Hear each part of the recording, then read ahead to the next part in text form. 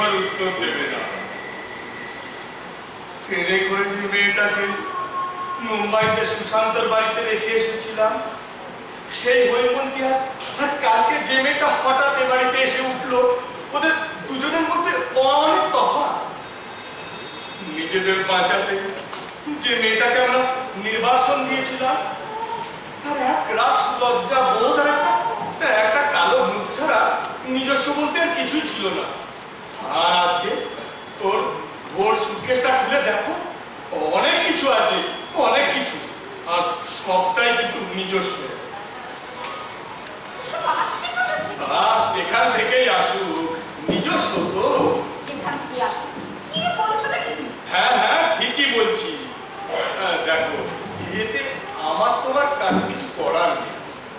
আমরা বড় ওকে আমাদের ছাদের নিচে ঠাঁই দিতে না পারি, কিন্তু কিভাবে বাঁচবে, কোথায় বাসা বাঁধবে, সেসব বাঁধতে দিতে পারি কি?